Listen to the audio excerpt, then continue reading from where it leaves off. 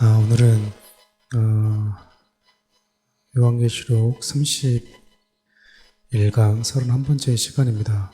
우리 오늘 17장 살펴볼 텐데요. 이제 요한계시록이 이제 막바지에 이제 정리되고 있다고 보시면 될 것 같아요. 그러니까 맨 처음 이 말씀을 주신 분이 예수 그리스도이시고, 우리 주님께서 이 말씀을 교회들에게 왜 주셨는가, 그 마지막 시대를 살아가는 교회가 어떤 신앙의 자세를 우리 주님이 갖기를 원하시는가, 그 부분을 일곱 교회를 통해서 말씀하신 다음에 그 주님의 몸된 교회들이 따라가야 될 분명한 기준 되신 예수 그리스도를 보여주시고 난 다음에요, 지상의 교회와 천상의 교회, 지상의 교회가 우리 주님을 따라가면서 겪게 될 수많은 이 힘듦과 어려움들, 세상의 거센 도전들에 대해서 이야기를 하고 계시죠. 그러나 하나님은 세 종류의 심판, 인과 그리고 나팔과 대접의 심판을 통해서 반드시 하나님은 공의로 심판하시고 하나님의 백성들을 지키고 보호내실 거라고 하는 그 분명한 하나님의 각오라고 그럴까요? 그 부분들을 계속해서 보여주십니다. 실질적으로 우리가 눈에 보이는 이 땅에서 살아갈 때는 피부적으로 또 내외적으로 여러 가지 심적인 어떤 갈등과 또 외부적인 핍박들이 분명히 여전히 진행 중인데도 불구하고요, 하나님은 계속 지금도 일하고 계시다라는 거예요.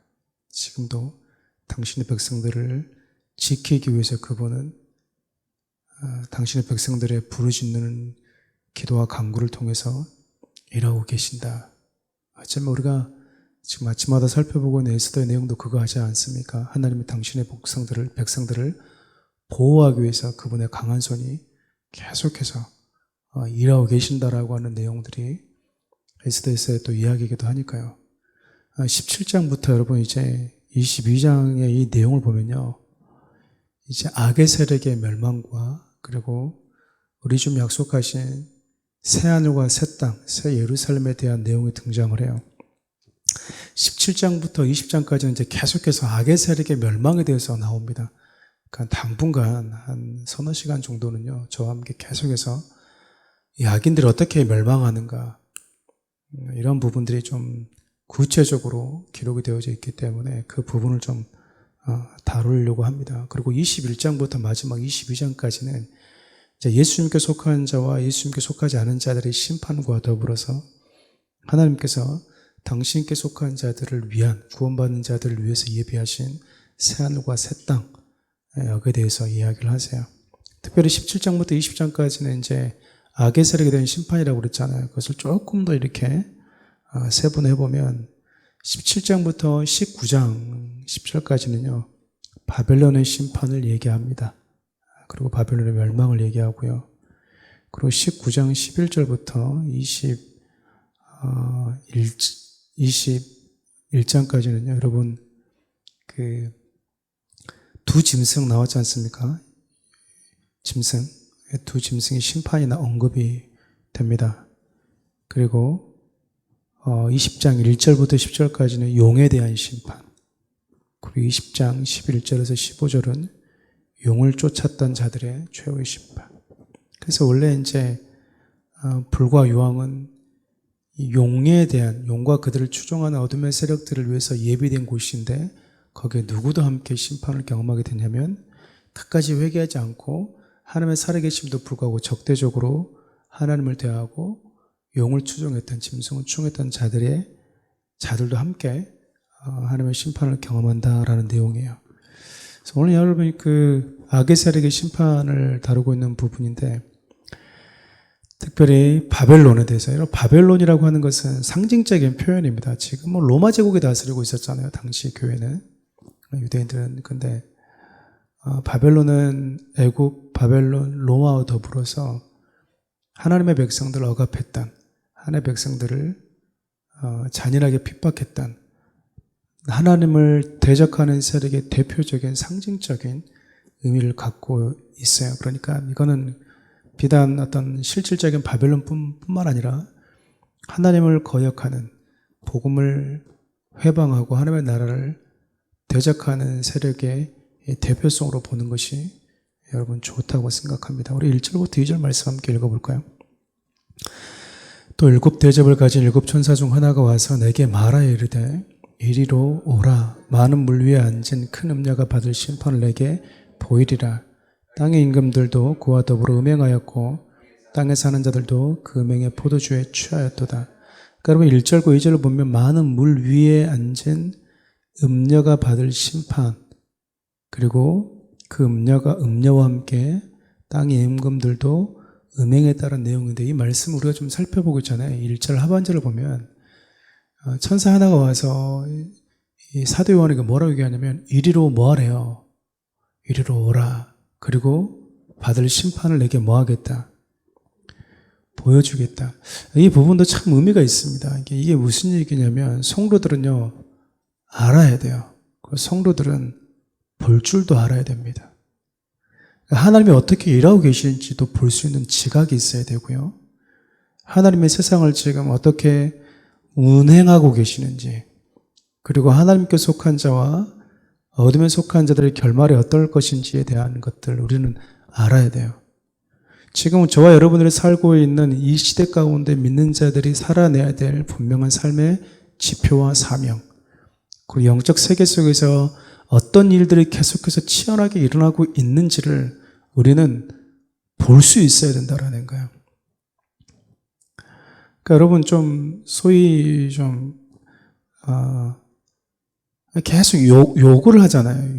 욕만 하고 만약에 사기를 친다면 여러분, 드러나는 사기치는 그 욕하는 걸 보면 여러분, 그 남의 것을 자꾸 이렇게 탐하는 영이 내 생각과 내 이 삶을 지배하고 있다는 거거든요. 근데 자꾸 우리는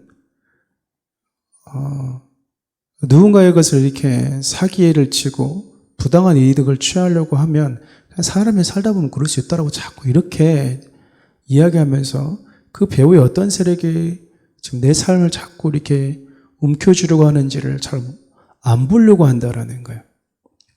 여러분 계속해서 이렇게 바람 피우는 사람은 여러분 음란행의 지배를 받고 있는 거잖아요. 그러잖아요. 가정을 파괴하고 음란행의 지배를 받고 있는 건데, 그냥 뭐 남자들이 뭐 일하다 보면 사람이 살다 보면은 뭐 그럴 수 있지, 뭐 그 돈 있고 시간 나오면 그런 건 당연한 거야. 자꾸 우리가 이걸 뭐 하는 겁니까? 그냥 기분이 좋고 서로가 마음이 맞으면 원나잇 스탠딩도 할 수 있어라고 하는 사단이 세상의 문화를 죄가 아닌 것처럼 그냥 아주 물에 물타듯 이렇게 해버린다라는 거야. 그러다 보면 우리가 뭘 모르냐면, 무엇을 보는 눈이 사라져버리냐면 내 배후에 지금 내 삶과 내 생각과 내 사고를 음란행에 지배하고 있고 나는 그 음란행에 지금 끌려가고 있다는 것을 못 본다라는 거야.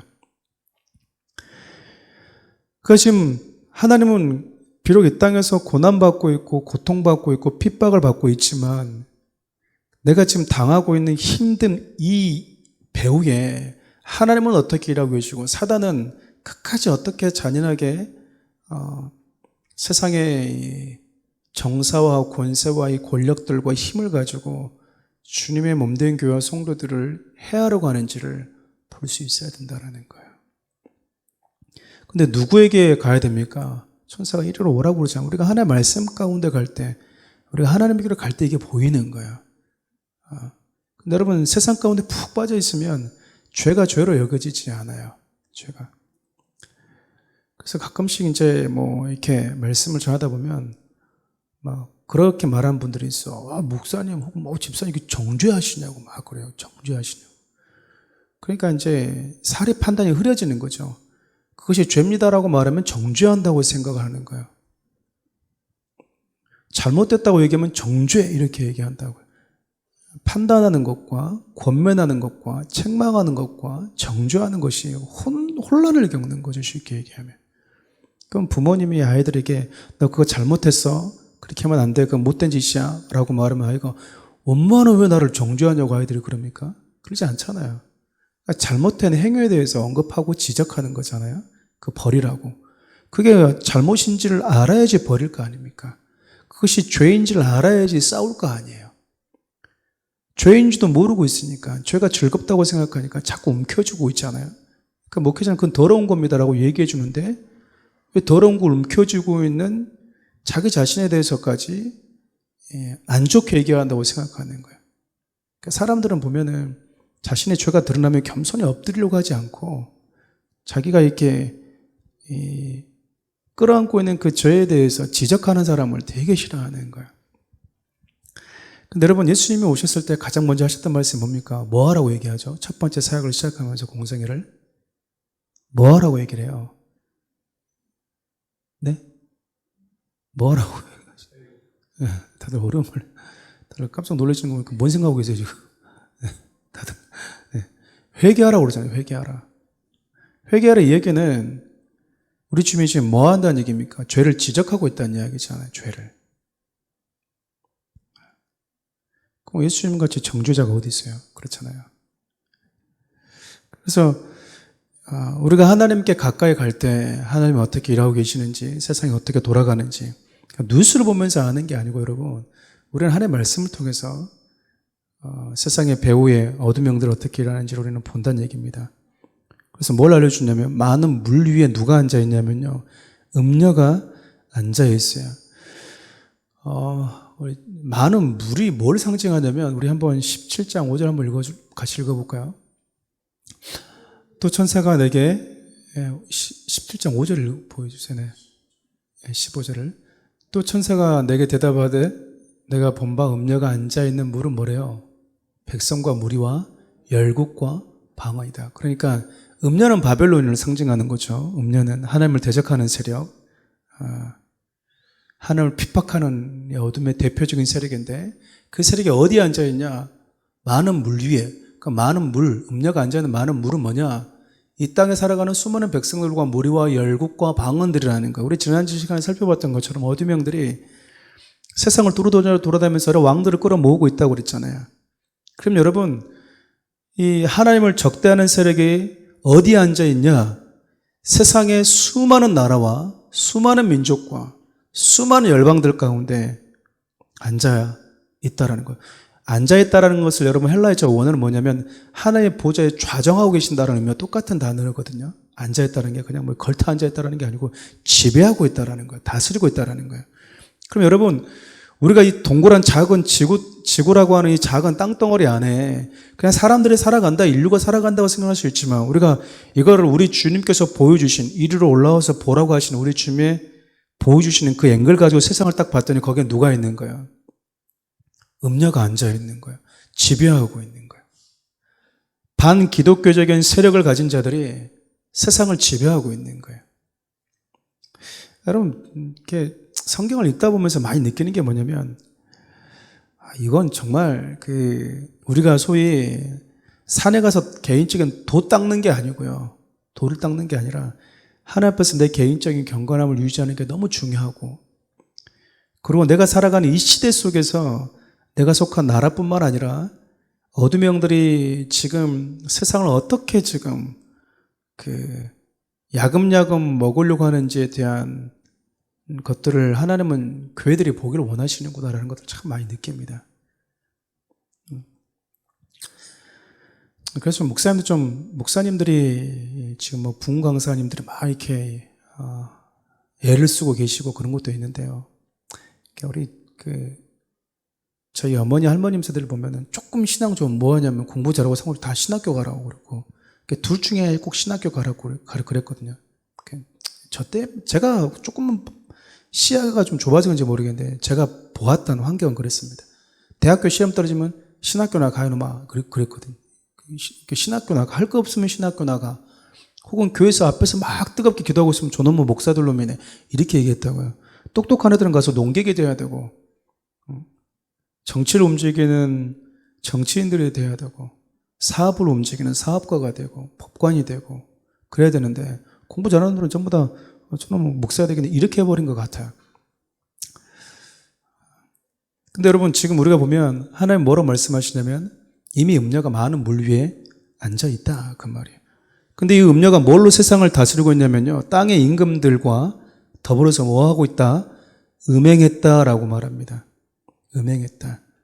음행의 포도주로, 이렇게 포도주는 우리 주님이 주시는 생명의 포도주를 찾고, 그러니까 사단은 이렇게 흉내를 정말 잘 냅니다. 조금 이따가 살펴보겠지만, 이마에 이름을 새겨주고 손에 받는 것도 다 우리 하나님께서 백성들이 줬던 걸 따라하는 거거든요. 하나님은 당신의 백성들에게 나눠줬던, 생명을 나눠줬던 이 포도주와 달리 얘는 뭐 하냐면 그 포도주 가지고 장난쳐요. 그 음행의 포도주. 사단이 가지고 온 여러분 속성이 뭐냐면요. 하나님이 주신 거룩한 물요. 세속적인 걸로 완전히 격화시켜 버리는 걸 잘합니다. 이 녀석들이. 방언. 그러면 방언 하나님이 주신 선물이잖아요. 근데 옆에서 갑자기 스님 오셔가지고 나도 방언하는데요. 또 이렇게 하면서 뭐 하는 거예요? 아이씨 방언 완전히 받고 싶어서 사모했는데 개나 소나 다 하는 거네. 이렇게 하면서 뭐 하는 거예요? 하나님의 은사를 격화시킨다고 사단이. 격화시켜.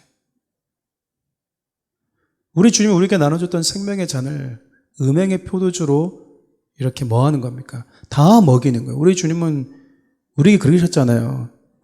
포도주잔을 내밀면서 뭐라고 하셨냐면 나 기념해라. 나 올 때까지. 그래서 우리는 이 잔을 나누고 떡을 때는 이 퍼포먼스를 행하잖아요. 근데 세상도 지금 뭐 하는 거예요? 계속 이걸 먹이는 거예요. 먹이면서 뭐 하냐면 취하게 만드는 거예요. 취하게. 그래서 취하게 만들었다 이 얘기는 다른 말로 말하면 오늘 말씀을 보면요. 하나님의 백성들이 지켜야 될 이 신앙의 관점, 신앙의 개념과 완전히 반대된 어둠의 세력들, 세상의 사고와 사상에 취하게 만든다 그 말입니다. 그럼 여러분 시편 33편 10절 보면요. 세상의 사상이 어떤가 볼까요? 여호와께서 나라들의 계획을 폐하시며 민족들의 사상을 무효케 하시도다. 그 10장 4절도 볼까요? 악인은 그의 교만한 얼굴로 말하기를 여호와께서를 감찰하지 아니하신다며 그의 모든 사상에 누가 없대요. 그러니까 여러분 세상에 가지고 있는 사상은 무슨 사상입니까? 하나님은 없어. 즉 다시 말하면 창세기로 올라가 보면 하나님은 없는 세상, 하나님 없는 세상에 살아가고자 하는 하나님의 지배 아래서 벗어나기를 원하는 그 사상에 취하게 만든다 그 말이야. 세상에. 지금도 얼마나 이런 일들이 많이 벌어지고 있습니까? 여러분 우리가 그냥 살아가는 것 같지만 성로들로 보면은 자꾸 그 어떤 거에 취해 있어요. 그러니까 저는 말씀이 좀 기준이었으면 좋겠는데 말씀이 성도들이 보면 다른 어떤 옆집 아줌마가 해줬던 이야기, 뉴스에서 전해주는 이야기, 혹은 내가 좋아하는 정치인이 하는 선호하는 어떤 정치적인 이념과 그런 사고에 취해 있다니까요. 그럼 그 사고에 취해 있을 때 그걸 깨워주는 게 누구예요? 저와 같은 목사가 하는 거거든요. 선지자들이 하는 거거든요. 뭘로 깨워주는 겁니까? 정신 차려, 정신 차려. 하나님 말씀 붙들어야지. 비틀비틀 걷지 말고. 세상의 사상은요, 여러분, 좋아 보이는 것 같아도, 윤리 도덕적인 것 같아 보이도, 그 안에 들어가면 하나님 없어요. 하나님은 당신이 없다고 말하는 이 사상을 교만한 자들의 사상이라고 보고요. 그러니까 교만한 자들의 사상, 하나님 없다고 하는 이 사상, 즉 하나님이 없는 세상을 추구하고자 하는 세상. 여러분 진화론주의가 그거 아닌가요? 과학이니 그래서 쓸데없는 이야기들이거든요. 그 중심에는 뭐가 있어요? 그냥 하나님 없는 사고인 거예요. 하나님 없는 사상. 하나님을 인정하고 싶지 않은 거예요. 그냥 로마서의 바울의 표현을 빌리자면 일부러 하나님이 존재하는 게 분명한데도 불구하고 자기 마음에 하나님 누구를 싫어하는 거예요. 그래서 뭐 하는 겁니까, 여러분? 그냥 하나님 없는 세상, 하나님 없는 사고, 하나님 없는 세상을 살고 싶어 하는 거예요. 그 사고와 그 사상을 여러분 계속해서 심어다 주는 거예요. 3절부터 한번 읽어볼까요?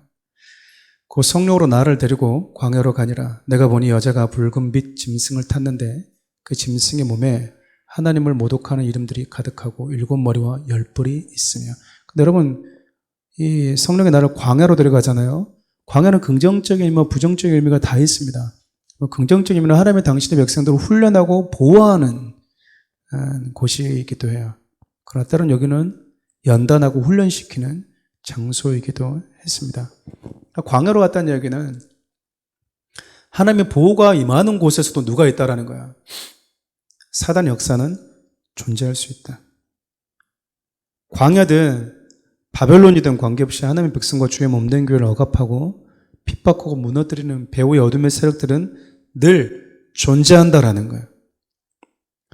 근데 이 여자가 붉은 빛 짐승을 타잖아요. 이 짐승이 7머리 10뿔이에요. 여러분 다니엘 7장에 나오는 건데 이제 로마 제국을 의미하기도 합니다. 이것이. 근데 로마 제국을 떠나서 여러분 좀 더 크게 얘기하면은 하나님을 대적하는, 복음을 대적하는 적대적인 세력이에요.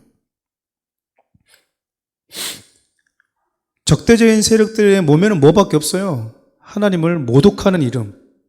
그 이름이 가득하다라는 거예요. 그러니까 우리가 시대를 분별한다고 하는 것은 저 문화 속에 뭐가 있냐라는 거예요. 웹툰이나 여러분 다른 방송국에서 동성애를 막 미화하고 하는 그냥 나 좋아하는 배우 나왔는데 이게 아니라 그 작가가 어떤 이념을 가지고 어떤 사상을 가지고 왜 이런 드라마를 만들었냐 그 말이에요. 그걸 볼 수 있어야 된다 그 말이에요. 아우 재밌어. 그러니까 여러분 어떤 영화의 드라마처럼 어차피 대중은 걔 돼지입니다. 이 말이 여러분 자존심 상하게 들려야 되잖아요. 그 얘기는 뭐예요? 어차피 짓다가 멈춥니다. 본질적인 그들의 사상에는 관심이 없습니다. 좋은 배우 나오면 하고 좋은 가수가 노래 하나 불러주면 와 하지.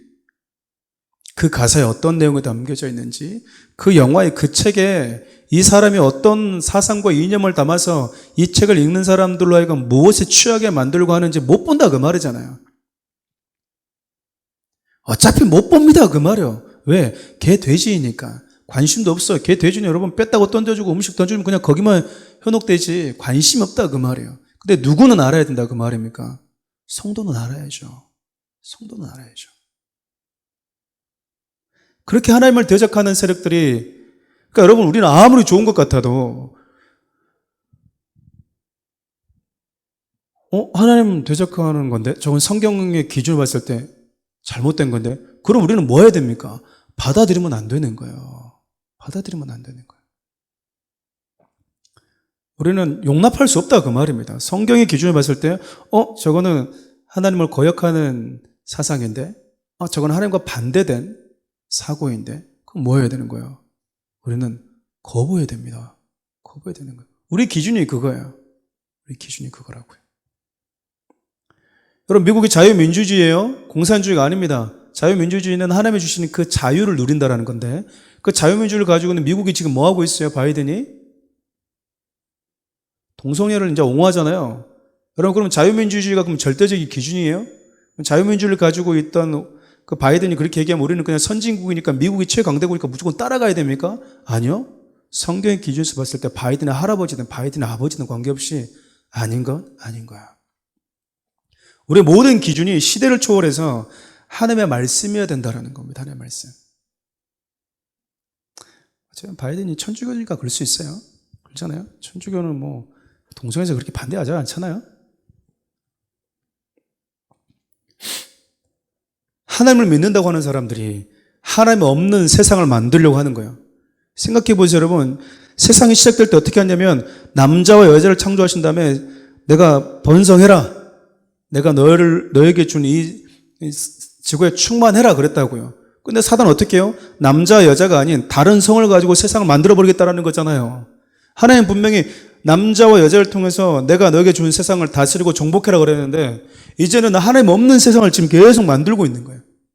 그래서 남자, 여자, 남자도 아닌 여자도 아닌 것들 제 50개의 성을 가지고 정복해라 이렇게 하고 있는 거잖아요. 그건 하나님이 만드신 세상이 아니잖아요. 그렇지 않나요? 그러니까 우리는 용납할 수가 없는 거예요. 여러분 동성애자들을 미워한다라는 게 아니잖아요. 근데 동성애자들은 교회가 그걸 반대하면 자기들을 혐오한다고 생각해요. 그리스도인들은요 물건 훔친 도둑놈도 회개하기를 원해요. 살인자도요 회개하고 돌이키기를 원한다고요. 그러니까 여러분 살인한 사람 도둑질한 사람이 있는 그 교도소 가서 교종 선교를 하는 거 아니겠습니까? 선교를 했다고 해서 그들이 했던 도둑질이라고 하는 것, 간음질이라고 하는 것, 살인이라고 하는 그 행동이 죄가 아닌 것은 아니잖아요. 살인은 죄죠. 근데 살인자는, 도둑질은 죄죠. 도둑질한 그 사람은 회개하고 돌아올 때까지 끊임없이 말씀을 들려주는 거야. 동성애는 잘못이잖아요. 근데 동성애 자는 우리가 뭐 해야 되는 겁니까? 긍휼히 여기고 돌아올 수 있도록 해줘야 되는 거야. 그리고 그것이 옳지 않다는 걸 뭐 해주는 겁니까? 말해주는 거잖아요. 근데 여러분, 이 기준이 사라진다면, 그래서 저는 그리스도인들이 이 기준이 되어줘야 된다고 생각하는데 그리스도인조차도 이 기준이 없어지고 있는 거예요.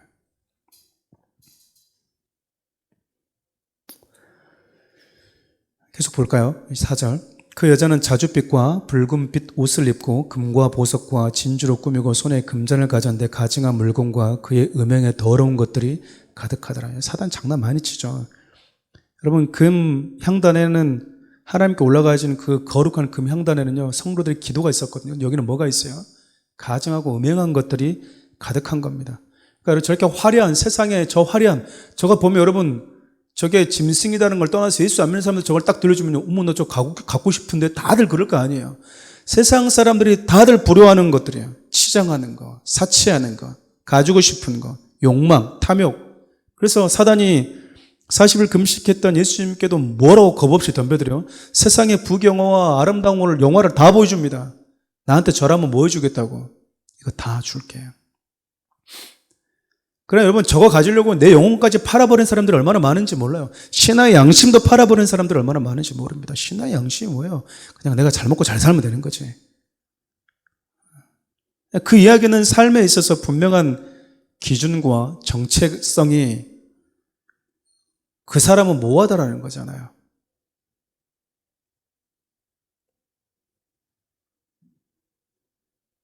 여러분, 그 음료 보면은 얼마나 그 음료를 세상 말로 뭐 갖고 싶겠습니까?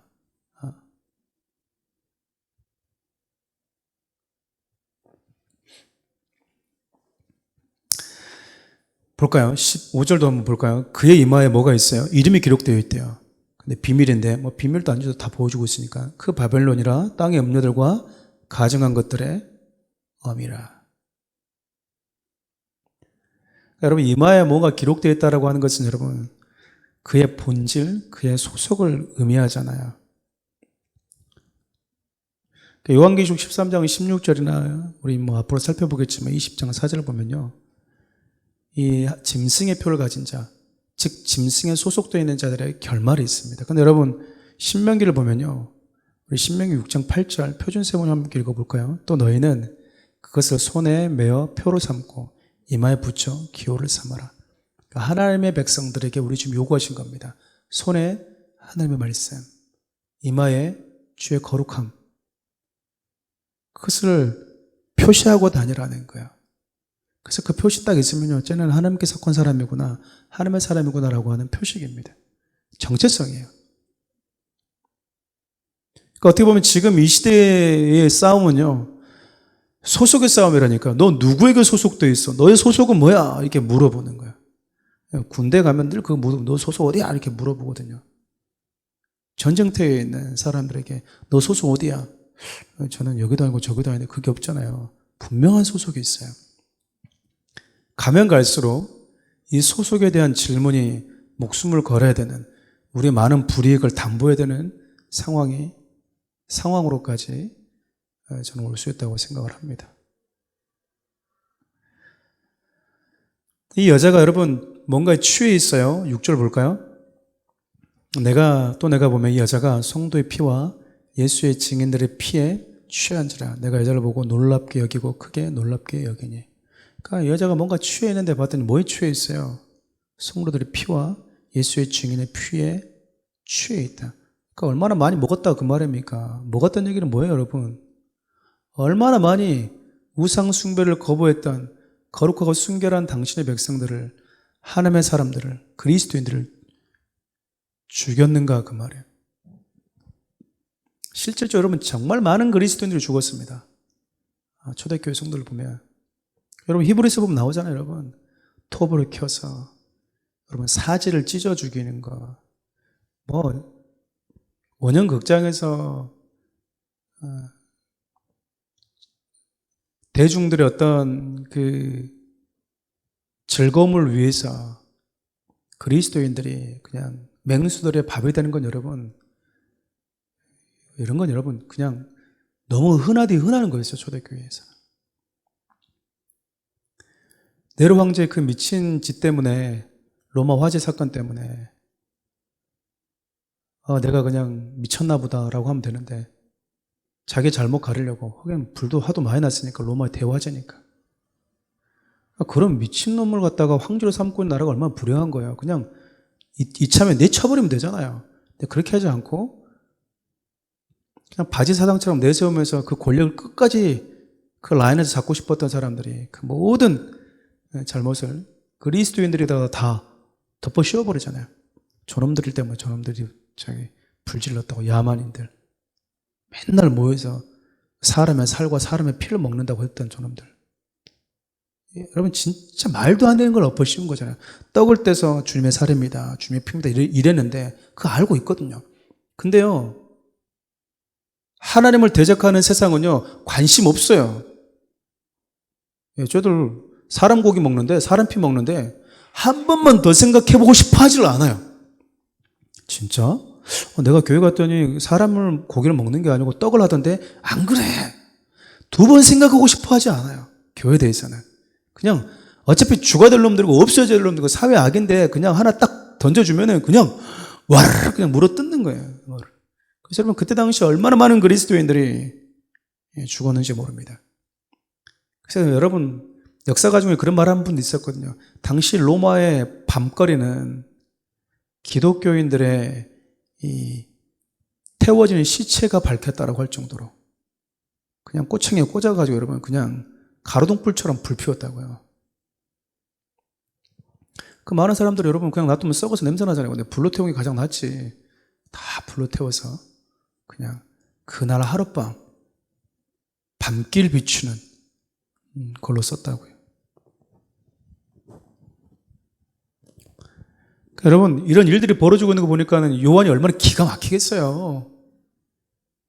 와, 사단이 이렇게까지 잔인하게, 이렇게 잔인하게. 그런데 온 세상이 그리스도인들 잡아먹겠다고, 하나님께 속한 자들, 하나님의 말씀을 지키겠다고 하는 자들 잡아먹겠다고. 왜? 딱 두 세상밖에 없잖아요. 하나님이 있는 세상, 하나님 없는 세상. 하나님 있는 세상은 하나님의 말씀을 붙들려고 하는데, 하나님 없는 세상은 하나님의 말씀을 지키려고 하나님이 있다고 하는 자들이 적이거든. 그렇잖아요. 하나님 없는 세상을 꿈꾸는 자들에게 하나님이 있다고 말하는 애들은 그러니까 적인 거예요. 남자와 여자만 서로 사랑하라. 한 남자와 한 여자를 사랑해라. 부모를 떠나서 한 몸이 되라고 했는데 나는 남자와 여자가 아닌 남자와 남자와 여자와 여자와 나는 짐승과도 한 몸이 되고 싶어 하는데 그거를 반대하는 세력은 저 하나님이 있다고 주장하는 저놈들밖에 없거든요. 그러니까 저놈들이 없어져야 되는 거예요. 세상 입장에서는. 자기들이 꿈꾸는 나라를 방해하는 놈들이거든요. 기독교인들은. 여러분 우리가 이런 걸 알면은 정말 나라와 민족으로서 기도해야 되거든요. 근데 우리는 뭐 합니까? 지금도 목사님 시험 들었어요. 그러고. 목사님, 저 성도님 어떻게 나한테 그런 말하고 돌아다닐 수 있어요? 자기도 그런 말하고 돌아다니면서 그냥 우리끼리 말장난하고 감정상하고 여기에만 그냥 치우쳐 있어요. 누구든 오해할 수 있고요. 또 지나보고 나면은 요만한 일인데 이만큼 확대해갖고 그냥 상처받고 있어요. 상처받은 사람들 특징. 그냥 1kg의 무게의 상처를 받았는데 10kg, 100kg을 부풀려 놨어. 진짜 준 건 1kg밖에 상처를 안 줬거든요. 근데 자기는 100kg의 상처를 받아가지고 왔어요. 99kg은 자기가 다 만든 거야.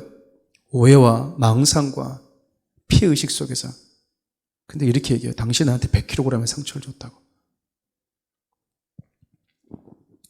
그리스도인들 수준이 좀 사단은 자기 때가 얼마 남지 않았다고 막 이렇게 막 억지거리고 있으면 그리스도인들이 영성과 지성과 이 사고가 좀 근신하면서 가야 되는데 우리는 그냥 지금도 뭐 먹고 뭘 살지. 그냥 지금도 우리는 그냥 주여 나에게 복을 주옵소서. 내가 주일 열심히 할 테니까 사업을 좀 그렇게 해 주십시오. 우리 새끼 좀 어떻게 좀 해 주십시오. 교회 목사님 말씀에 상처받았다고. 목사님 나 들어가는 소리라고. 여러분 지금 우리 교회는 그러지 않습니다. 이 설교를 언젠가 듣게 될 그 마음속에 살고 있는 성도들한테 하는 말이에요. 지금 우리 교회는 진짜 이거 많이 졸업하셨어요. 근데 우리나라의 성도들이 이러고 있다면 여러분 진짜 회개해야 되잖아요. 그럼 교회가 뭐 하고 있는 겁니까? 존엄하고 싸워야 되는데 목사 맨날 가서 미안해 미안해 달래고 있고, 성도들은 무슨 앞으로 그러지 마세요 뭐 이러고 있고, 뭐 하는지 진짜 우리끼리 그렇잖아요. 같이 연약한 자도 이렇게 보듬어 주고 엎드려서 끌어안아 줘야 되잖아요. 제가 오늘 아침에 여러분과 나눴잖아요. 제가 우리 아내한테 그랬다니까요. 몇 달 전에. 진짜 교회가 주님의 몸이 맞고 교회 있는 성도들이 그리스도 한 가족이 맞는데, 진짜 교회가 가족이 될 수 있을까? 성도들이. 하나님이 된다고 하니까 분명히 되는 건 맞을 건데, 내가 지금껏 경험해왔던 교회들은 가족이 아니었거든요. 제가 지금껏 어렸을 때부터 경험했던 교회들의 인상이 있잖아요. 잔상이. 어렸을 때, 중고등학부 시절 때, 대학부 때, 부교육자 때, 지금 담임 목사과까지 오면서 진짜 주님의 몸된 교회가 성도들의 가족이라고 하는데 진짜 가족이 될 수 있나? 부부끼리 싸워도 뭐합니까 여러분? 집에는 들어오잖아요. 그렇지 않아요? 밥은 차려주잖아요. 여보 미안해. 됐어. 뭐 화해하잖아요. 근데 교회는 그게 안 돼. 왜? 교회는 그렇지 않아요 여러분? 성도들이 또 돌아다녀. 예전에는 우리 교회에서도 막 외부에 있는 교회 성도들 온다고 그러면 그래 얼마나 상처받았습니까 이랬는데, 지금 외부에서 온 성도들 온다고 그러면 그 교회에 있는 목사님 마음은 어떨까? 이것부터 생각이 난다니까요. 이것부터. 그러니까 제가 좋아서, 사랑하는 우리 교회에서 좋아서 왔다고 그러면 고마운데, 또 한편으로는 이분이 나갔을 때 그 교회 목사님 얼마나 또 마음이 아플까? 그런 생각이 먼저 들어요. 먼저. 우리 안에 사랑이 사라지고 있고, 우리 안에서 으쌰으쌰하는 응집력이 사라지고 있는 거예요. 응집력이. 사단은 계속해서 돌아다니면서 세상을 취하게 만들고, 이제 교회까지. 저 어제 목사님들 만났는데요. 후배 목사님 2명이 왔어요. 한 친구는 이제 대형교회에서 이제 목양국장 같은 걸 하고 있는 친구인데, 그 친구가 그래 저한테, 형님 목회자도 노조가 만들어주고 있는 거 아세요? 그러는 거예요 저한테. 제가 그랬더니 자기한테 1년 전인가 문자가 왔다라는 거예요. 가입해달라는 식으로. 그래서 뭐냐고 물어봤더니, 저 번호 어떻게 하셨냐고 막 이렇게 물어봤더니, 이렇게 하는 운동이 이런 거예요. 부당한 대우를 받고 있는 부교육자들이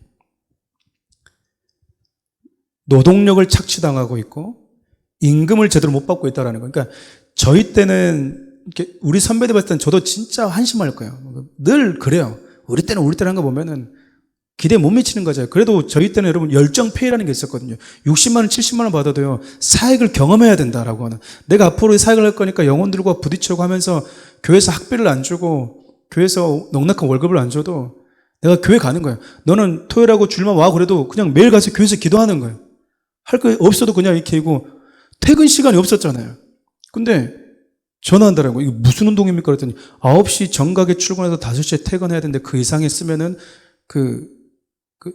추가 수당. 추가 수당. 그리고 목사님이 교회에서 맡겨준 그 이외의 사역을 시키면 이건 법적으로 걸린다. 그럼 여러분 이게 법원에 가잖아요. 무조건 짓는 거예요. 그러니까 정교 분리에서 교회가 보호받아야 되는 것을, 그러니까 교역자가 다 망치고 있는 거예요. 자꾸 세상 법정 가서 해결해 달라고 그러니까. 물론 여러분 진짜 부당한 목사들도 많이 있어요. 자기들 스스로가 사명감이 사라지는 거예요. 그래서 제가 그랬죠. 야, 그러면 수요일은 저녁 예배가 있고 금요기도엔 철야가 있는데, 그럼 11시 예배 철야 끝난 사람들은 수당을 그럼 몇 시간, 6시로 그럼 다 줘야 되는 거네. 주 6일째인데 주 5일 근무제 바뀌면 그럼 6일 오면은 그거 어떡하나? 근데 제가 딱 그 얘기를 들으면서 여러분 어떤 마음이 제 마음에 답답하게 왔냐면, 우리 자녀 세대들이 만나야 될 교육자들이 이런 애들이라고 보니까 여러분 가슴이요, 숨이 턱턱턱 막히는 거예요. 수요예배 오면 이제 뭐 하는 거예요? 수당. 수당. 왔는데 만약에, 전사님 뭐 하세요? 청소 좀 하지는. 나만 청소해야 돼요. 청소는 없었던 얘기인데요. 청소시키면 수당 줘야 해. 수당. 수당. 그래서 한 교회는 여러분, 이렇게 분리가 돼버려가지고, 한 교회인데, 탁, 이렇게 어느 부서 나눠가지고, 똑같이 같이 일을 그동안 해왔는데, 이 부서는 그 일을 안 한대. 왜? 들어올 때 이거 하겠다고 얘기를 말 안 해줬다라는 거, 자기들한테. 왜 우리가 해야 되냐고, 그것을. 그러니까 이쪽에서는, 야, 교회 일인데 다 같이 하는데 같이 해야지. 우리는 그거 말 안 해줬다고. 나 처음에 면접 볼 때 그 얘기 안 해줬다고. 여러분, 세상이 이렇게 돼가고 있습니다. 교육자 노조라는 게 말이 됩니까, 여러분? 그러면 스스로가 뭐라고 얘기하는 거야? 우리는 노동자입니다라고 말하는 거 똑같잖아요, 우리는. 성직자가 아니라, 하나님의 종이 아니라, 사회의 노동자입니다라고 말하고 있는 거예요.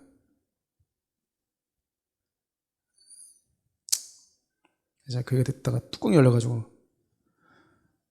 야, 그래서 제가 우리 교회 부교육자를 좀 알아보고 있는데, 형님, 저희 교회 큰 교회잖아요. 교육 전도사 구하는 게 최고 어렵습니다. 왜? 그랬더니 70만 원, 80만 원 안 받아요. 걔들은 알바 뛰면은 놀면서 알바 뛰어도 이전 정부가 워낙 시간제 수당을 높여놔가지고 거기서 그냥 앉아서 그냥 담배 하나만 이렇게 팔고 해도 시간당 10,000원 얼마 이렇게 번다라는 거예요. 이 말 이렇게. 그래서 그렇게 해도 한 달에 150만 원 뭐 이렇게 버는데 얘들이 안 온대, 형님, 하나. 자기들도 아직까지도 찾고 있다고 하니까 제가 제가 그 말 딱 들으니까 사실이구나.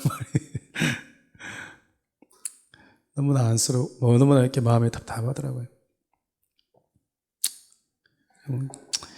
여러분, 지금 사단은 치열하게 이렇게 주의 몸된 교회를 전략적으로 많은 자기 물위에 앉아있는 이 음행의 포도주로 취하게 만들고 또 취하게 만들고 너도 한 잔 먹어봐, 너도 한 잔 먹어봐, 이거 줄게. 부와 명예로 이렇게 하고 있는데 껴있어야 될 성직자들이, 껴있어야 될 그리스도의 종들이 주 5일제 보장하라 이러고 있고 초과 수당제 달라고 이러고 있으니까 참 기가 찰 노리신 거예요, 여러분, 진짜.